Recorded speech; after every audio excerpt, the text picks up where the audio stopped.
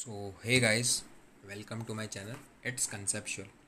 तो आज हम दो क्वेश्चन डिस्कस करेंगे, that is factor influencing wound healing and एक क्या बोल सकते हैं हम, एक छोटा सा डिफरेंस है जो बेसिकली हम रीनल पैथोलॉजी में पढ़ेंगे, बट वाइवा वाइज थोड़ा सा इंपॉर्टेंट है तो मुझे लगा डिस्कस कर लेना चाहिए। ओके, सो गाइज आज पढ़ेंगे हम।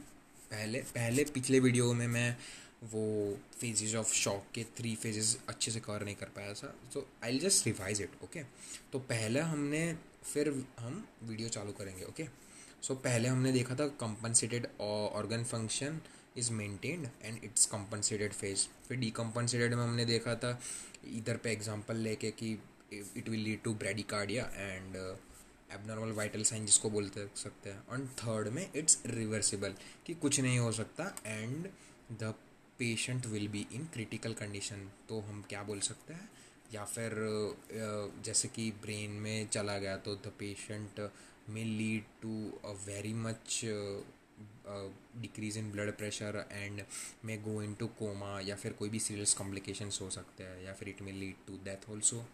ठीक है, तो that's all about shock. So next question पे आ जाता है, that is factors influencing wound healing. तो अ वाउंड अकर्स, बेसिकली इसका इंट्रोडक्शन ले लेते हैं कि वाउंड होता क्या है। तो a wound occurs when the integrity of any tissue is compromised, skin breaks, muscle tears, burns, bone fractures. Okay, a wound is a break in the integrity of skin और tissues. Okay, तो वो integrity की skin को अगर break करेगा तो वो wound है, और वो वूंड है। वूंड या वाउंड आप कुछ भी प्रोनाउंस कर सकते हो। Okay, and it's associated with the disruption of the structure and function. अब कुछ भी आपकी स्किन में डैमेज होता है तो वो वूंड की वजह से, या फिर आपको छरी लग गई, या फिर नाइफ लग गई, या फिर किसी ने कुछ मार दिया पत्थर, या तो जो भी कुछ वूंड होगा तो वो होगा। ओके, तो wound healing is a mechanism whereby the body attempts to restore the integrity. अब अगर वो इंटीग्रिटी अब्रप्ट हुई है उसको फिर से रिस्टोर करना पड़ेगा। So that's the part of wound healing. Okay, तो लोकल फैक्टर्स क्या है कि साइट ऑफ द वाउंड, की कहाँ लगी है हमको। ओके, तो और फिर स्ट्रक्चर्स इन्वॉल्व, कि कौन से स्ट्रक्चर्स इन्वॉल्व है, मतलब जैसे कि हाथ पे लगी है तो बोन, या फिर हमारी पेरेन्काइमा इंक्लूडेड है, एपिडर्मिस एडर्मिस इंक्लूडेड है। ओके, फिर मैकेनिज्म ऑफ वाउंडिंग, फिर कंटामिनेशन, फॉरेन बॉडीज़, बैक्टीरिया कुछ अफेक्ट हुआ है नहीं, या फिर loss of tissue, vascular insufficiency, arterial और वीनस। मतलब ये सब लोकल फैक्टर्स है जो अफेक्ट करते हैं वाउंड हीलिंग को। फिर प्रीवियस रेडिएशन, या फिर मतलब प्रीवियस रेडिएशन मतलब कि पहले उधर पे हमको वूंड लगा है या नहीं। फिर pressure, and this factors are involve in our around the wound. Okay, तो मतलब जैसे कि बहुत सारे फैक्टर्स जैसे कि साइट ऑफ फाउंड है, या फिर स्ट्रक्चर्स इन्वॉल्व है, मतलब वो हमारे period of wound healing decide करेगा कि मतलब मेजर फैक्टर्स है, जैसे कि बहुत डीप वूंड है, या फिर इंसिजन हो गया हमको, या फिर क्रश हो गया कुछ, तो it will take a long time to recover, right. ठीक है, तो अब लोकल फैक्टर्स के बाद सिस्टमिक फैक्टर्स पे आते हैं कि हमारा न्यूट्रिशन कैसा है, या फिर हम माल न्यूट्रिशन तो नहीं है, या फिर विटामिन सी की कमी तो नहीं है। बिकॉज सबको पता है कि vitamin C and zinc are very important for our immunity, and mineral deficiency हो तो भी कुछ नहीं हो सकता। फिर डिजीज़ हो सकती है जैसे कि डायबिटीज़ मेलाइटस, तो दे आर वेरी प्रोन, मतलब उनकी वूंड हीलिंग जल्दी नहीं होगी। ओके, मेडिकेशंस चल रहा है जैसे कि स्टेरॉइड्स चल रहा है, तो there will be also delay in the wound healing. Immune deficiency such as chemotherapy या एड्स और smoking, there are all the factors which decrease the immunity, hence they increase और prolong the time of wound healing. Okay, तो complications क्या होंगे wound healing के। Complications are as follows, उसके तीन तीन या तीन कॉम्प्लिकेशन बेसिकली होते हैं। तो first is deficient granulation tissue और scar, wound dehiscence and ulceration. Dehiscence post abdominal surgery due to increased abdominal pressure. Okay, तो डेहिसेंस का मतलब होता है कि हमारी कोई एब्डोमेन में सर्जरी हुई तो due to increase abdominal pressure, तो प्रेशर इंक्रीज हो गया तो फिर उसकी वजह से जो होगा हमारी चेंजेस, तो हमारा स्कार हो जाएगा हमको. Okay. And ulceration due to inadequate vascularisation, neuropathic ulcers. Ulceration मतलब क्या होगा कि हमारी वेस्कुलराइजेशन होगा वो ढंग से नहीं हो पाएगा, तो it will lead to the ulcers formation. Second is excessive formation of repair components, hypotrophic scar. तो हाइपोट्रोफिक स्कार में क्या होता है कि एक्सेसिव कोलेजन में give rise to raised scar. Okay. Scar मतलब कि हमें जब भी कुछ लगती है तो उसके रिकवर होने के बाद जो एक लाइन या फिर कोई डार्क पिगमेंटेशन हो जाता है, that is called a scar. Okay. तो इसमें भी बोला गया कि एक्सेसिव कोलेजन में give rise to raised scar seen in patient of post burn और थर्मल इंजरी. जैसे कि मैंने अभी बोला कि वो साइलेंसर लग जाता है तो कभी कभी मतलब उसके बाद उसके 1-2 महीने बाद भी हमारे पास काज रह जाता है कि कोई स्पॉट्स है या फिर कोई डार्क स्पॉट रह जाता है कि उधर पे हाथ था हमको. Okay. Second is keloid. Keloid का मतलब होता है scar tissue grows beyond the boundary of original wound, genetic disposition. मतलब इसमें क्या होता है कि जो अफेक्टेड एरिया है उधर पे तो होगा ही, बट उसके बियॉन्ड भी आजू बाजू टिश्यूज़ को भी अफेक्ट करेगा, and that's a genetic problem. Okay. Exuberant ग्रैन्युलेशन.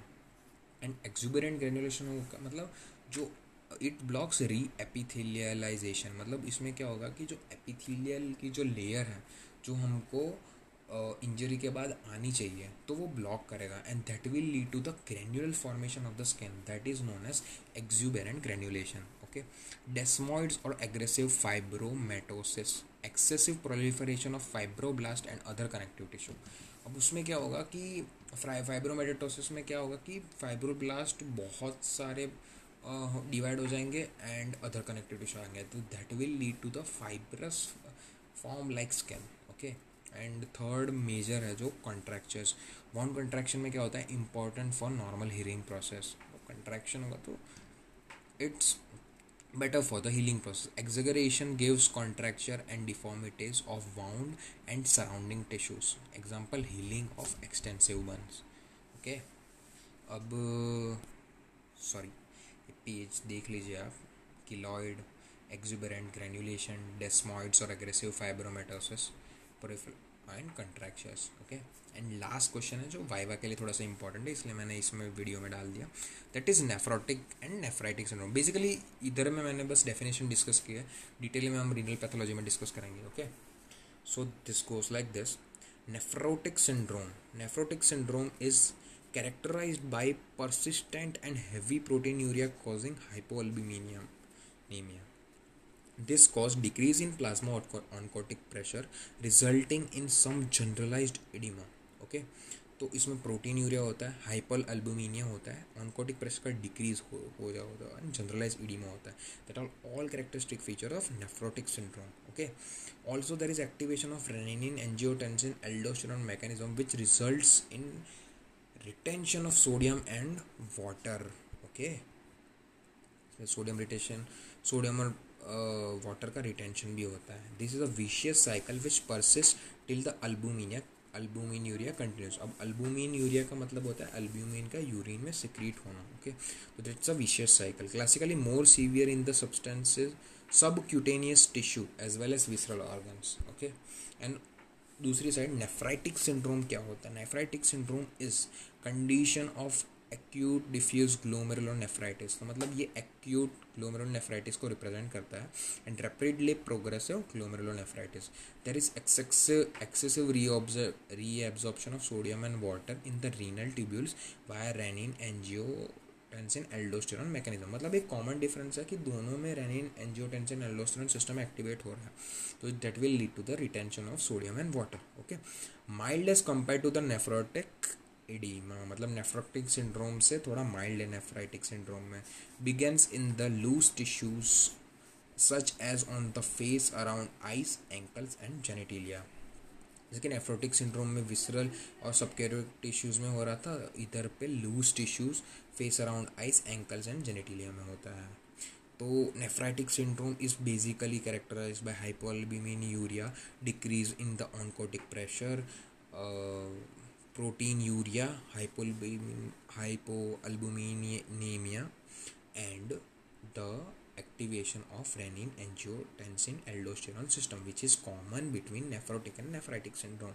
Okay, nephritic syndrome represent the condition of diffuse glomerulonephritis and rapidly progressive glomerulonephritis. और वाउंड हीलिंग के बारे में मैंने आपको बता ही दिया है. पहले तो लोकल फैक्टर्स, फिर सिस्टमिक फैक्टर्स, एंड फिर कॉम्प्लिकेशंस में डेफिशिएंट ग्रेन्युलर टिश्यू, फिर excessive formation of repair, and third is the contractures is basically helping in the wound healing. Okay, so thank you very much. So please like, share and subscribe to my channel.